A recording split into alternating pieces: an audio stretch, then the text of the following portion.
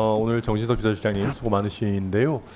내용들을 쭉 저희가 들어보면 대통령의 경로도 없었고 외압도 없었다라는 내용들로 저희가 요약이 되는 것 같습니다. 그런데 저는 그러면 좀 근본적인 의문이 생기는 게요.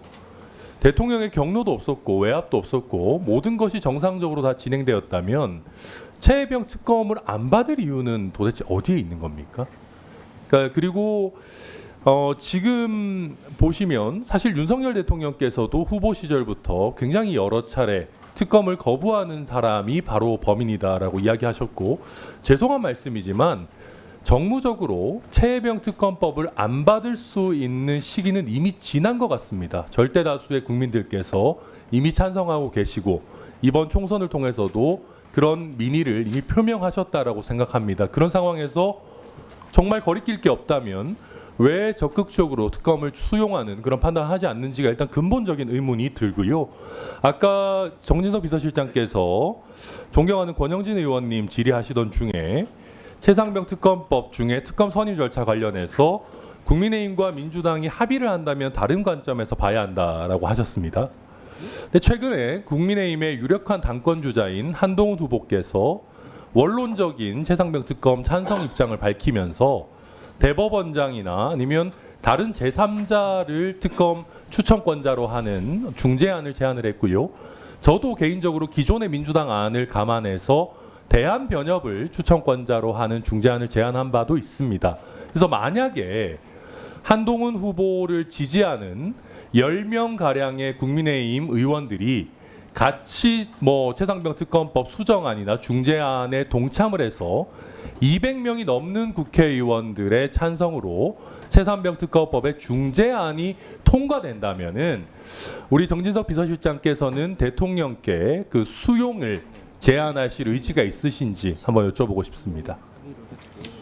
글쎄요, 특검이 국민들의 지지를 받기 위해서는 특검을 선정하는 절차가 공정하게 이루어지고 여야가 뜻을 모으는데 노력을 해야 된다라고 생각합니다. 그래야 특검의 명분도 쓰고 국민적 지지를 얻을 수 있다. 그러나 민주당이 지금 성안해 온 그런 특검 법안은 그런 공정성 면에서 굉장히 큰 의문을 제기를 받고 있고, 대통령의 특검 임명권과 또 여당의 추천권을 근본적으로 봉쇄하고 있는 불공정 법안이기 때문에 그것은 또한 아까 설명드린 바와 같이 삼권 분립의 헌법 정신에 위배된다는 측면에서도 대통령은 이걸 수용하기가 어려운 그런 법안이라는 점 말씀드리겠습니다. 네, 1분. 예. 위원장님 감사합니다. 일단 지금 한동훈 후보를 제외한 다른 국민의힘 당대표 후보들은 한동훈 후보의 이런 원론적인 최혜병 특검 찬성이나 아니면 수정안을 제안하는 거에 대해서 대통령에 대한 배신이라고 하면서 국민의힘 내부 의원들을 좀 단속하는 그런 모습으로 저는 읽힙니다. 혹시 한동훈 후보가 최혜병 특검에 대한 원론적인 찬성 입장을 밝힌 거에 대해서 대통령께서 경로하신 적이 있습니까? 없습니다. 혹시 대통령께서 한동훈 후보를 배신자로 여기고 있습니까? 그렇지 않습니다.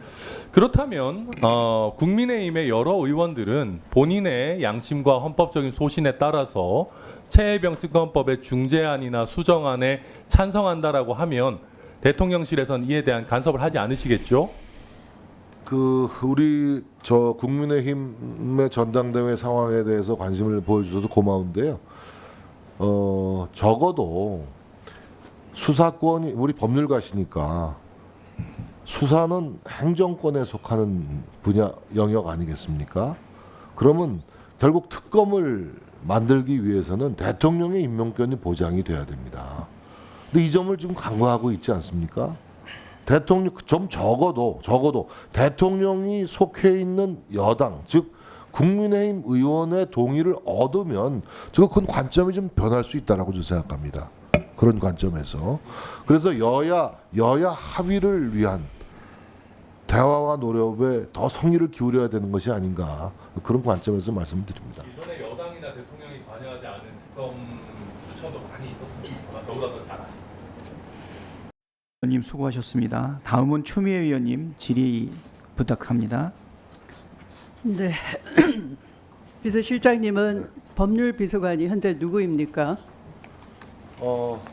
이 자리에 나와 있습니까?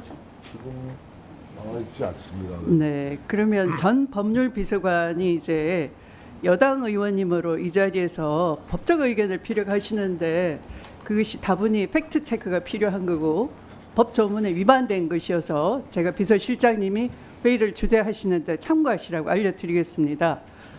개정된 군사법원법에 이 군 경찰의 수사권이 없다라는 의견에 동의하십니까? 네, 그렇게 되어 있습니다. 그거 틀립니다. 수사권이 있습니다. 그러니까 군사법원법 개정된 것 228조 제1항을 보시면 군검사와 군사법경찰관은 범인 범죄 사실 증거를 수사할 수 있고 수사 개시권이 있는 겁니다. 제한이 없어요. 다만 재판권이 이 군사법원에 있지 아니한 범죄를 인지할 경우 바로 이와 같은 사망 사건이죠. 그럴 때는 이첩을 이렇게 돼 있어요. 그러니까 박정원 대령은 수사권이 있는 것이고 수사하다가 해당 범죄를 인지해서 정확하게 이첩한 것이고 국방부 장관이 결재를 한 것입니다. 그리고 마치 전문성이 부족해가지고 이 군사법원법이 개정됐다 이렇게 잘못 이해를 하고 계시고요.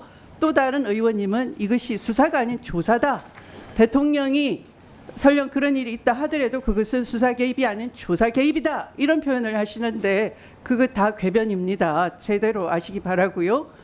전문성이 박정원 대령의 수사가 엉터리가 아니고 정확했다라는 것은 어디서 더 확인이 되느냐 하면 8월 14일 국방부 장관이 직접 8월 9일입니다. 8월 9일 국방부 장관이 직접 국방부 조사본부에 대해서 재검토 지시를 합니다. 그랬더니 재검토 최초 보고서 결과가 8월 14일 나왔는데요. 보신 적 있습니까? 예. 어떻습니까? 거기에 정확하게 박정원 대령의 판단이 일치한다는 것입니다. 제가 요약해서 시간이 없으니까 나중에 알려드리기로 하고요. 저는 왜 이런 사태가 일어났느냐. 이 사건 사고가 갑자기 대통령이 경북 예천을 예방하는 거예요. 현장을 가겠다는 거죠. 왜 그랬을까요?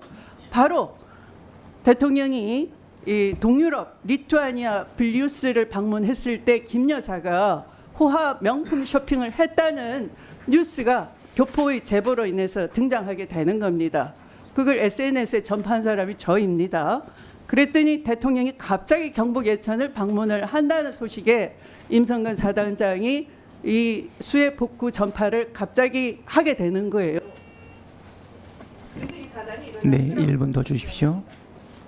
주장으로 듣겠습니다. 아니 그 주장이 아닌 앞에 법률적으로 이렇다라는 걸 제가 법률가로서 법에 의거해서 알려드렸으니까 다시 회의 주제 해보시고 네. 대통령을 똑바로 보자 하시기 바랍니다. 네, 저 한 말씀 간단히 네. 좀 드리면 우리 추 의원님이 훌륭한 법률가라는 건 저 모두가 아는 사실이고 일단 박정훈 수사단장이 상급자, 하급자를 망라한 8명을 모두 피의 사실을 적시해서 보낸 것에 대해서 국방부가 문제를 지적한 것은 저는 그 판단이 맞다고 생각을 합니다. 그래서 국방부의 지적이 그걸 하지 말라고 수사 또는 재판에 개입하지 말라고 군사법원법이 생긴 겁니다. 입법 취지에 어긋나는 일을 불법을 지시한 겁니다. 아니 그러니까 제 말씀은 박정훈 불법을 대통령실에서 한 것이 정황적으로 다 드러났지 않습니까? 오늘 지금 그 증인으로서 그 자리에 앉아 계시면서 이 위원들이 조목조목 제시하는 거 기둥으로도 안 들었습니까? 전 박정훈 수사단장의 판단과 조사가 과도했다라는 그 국방부의 의견을 지지하고 있습니다. 국방부 재조사에서 확인된 걸 지금 알려드리지 않습니까? 제가 이 비공개 서류를 전달해 드리도록 하겠습니다. 다시 읽어보시기 바랍니다.